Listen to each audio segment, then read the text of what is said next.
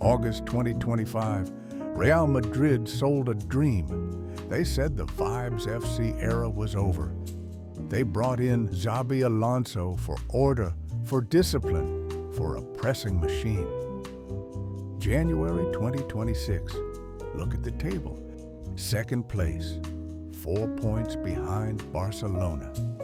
12 points in the Champions League group stage, sure, but they are one bad result away from extra matches. They wanted to stop praying for miracles, but after 6 months, praying is the only tactic they have left. So, Real Madrid is just repeating 2024?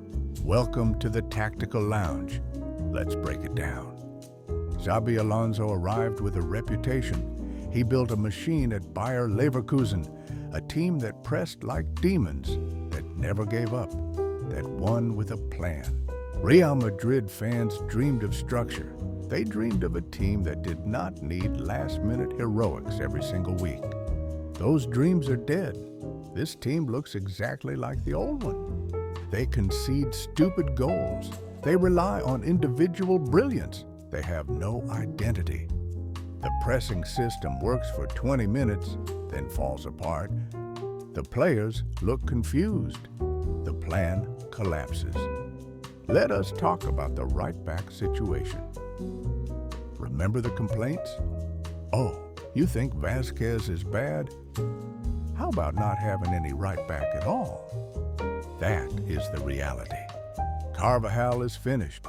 Trent Alexander-Arnold is injury-prone and looks lost in this system. He was supposed to be the creative solution, but the system exposes him defensively. And his crossing expert? To Mbappé heading it in? So what is the solution? Fede Valverde. He is the permanent patch. They are taking one of the best midfielders in the world and turning him into a full-time defender just to cover up their poor planning. His playing time at right back is almost double the other two combined. The left back situation is not much better. Carreras is the only bright spot.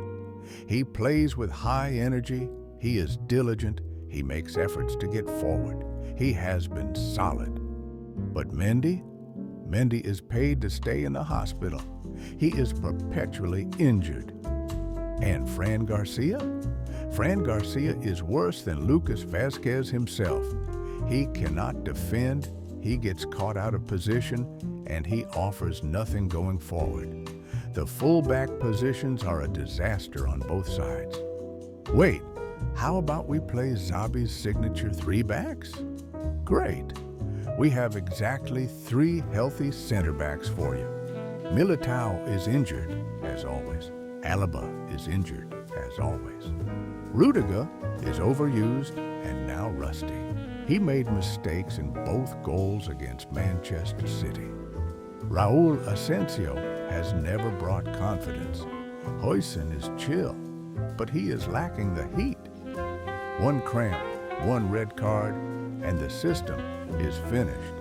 The depth is non-existent. A lower division team like Talavera forced them to concede twice in silly situations. It is the same story in the middle. They waited 2 years to sign a new Toni Kroos, and they are still waiting. Everyone knows the problem, but no one addresses it. Instead of finding a controller, they just keep piling up number 10s and hoping the problem fixes itself. The midfield lacks creativity. They have a collection of individuals, not a unit. Arda Güler is a 10. Jude Bellingham is a 10. Brahim Diaz is a 10. Mastantuono is a 10. Xabi wants to create a new Florian Wirtz, but his young star is not mature enough for this complex role. Tchouaméni and Camavinga bring power, but not the ability to connect with the attack or build up play. Using both Bellingham and Güler to carry the ball affects the ability to contest for the ball. Valverde is now more defender than midfielder. Ceballos is not worth mentioning. They need someone to distribute the ball. On the attack, Mbappé scored 29 goals in 24 matches. He transformed from winger to central striker and carried this team. When opponents sit deep, Real is forced to push the ball wide and cross it in. But crossing and heading are not the strengths of this attack. They have no aerial threat. They have no plan B. The dependence on Mbappé is a stifling point. The attack has big problems without him. Endrick finally got some minutes just to be sent to Lyon. They signed that loan deal knowing Mbappé was about to be injured. They knew the risk. They knew the medical reports.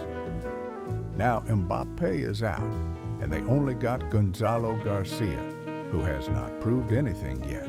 He has 7 appearances and 0 goals.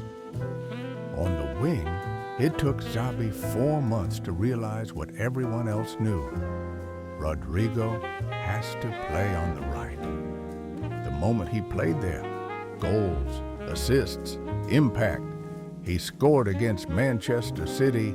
He scored the winning goal against Alaves. He provided an assist and won a penalty. But Xabi wasted half the season forcing him on the left just to be stubborn. He wanted to prove they could make it work. He failed, and Vinny is slowly fading under Mbappe's shadow.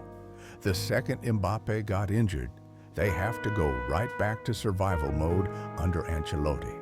The options are obvious but painful.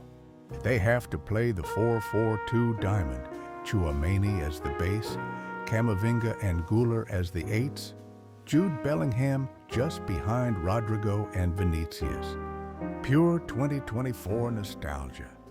Or the 3 at the back from the Club World Cup, Rudiger, Huijsen, and Tchouaméni as center-backs, Fede and Carreras as wing-backs, Gonzalo Garcia up front, hoping he replicates his 5 goals from that tournament. Or the compromise, Rodrigo and Gonzalo together, sacrificing Güler. A focal point up front, width on the right, but less creativity in the middle. 3 options, 3 variations of the same desperate theme. They have to pray for Jude Bellingham to score late winners. After 6 months of work, they still have no defense, no structure, and no pressing. Just the same old Real Madrid DNA. They won the UCL in 2024. Wonderful. They will surely win it this year. Real Madrid does not buy players in the winter transfer window. The last time was 6 years ago with Renier. Xabi will have to manage with the people he has. He is a young tactical manager, and he is nowhere near Don Carlo in terms of player management and survival skills. He needs to manage the dressing room first. Even given time, the chair of Coach Alonso itself is at stake. The promise was order. The reality is chaos. The dream was a plan. The truth is desperation. Real Madrid is not building a dynasty. They are surviving week to week. And with that, our session in the Tactical Lounge comes to a close. See you next time.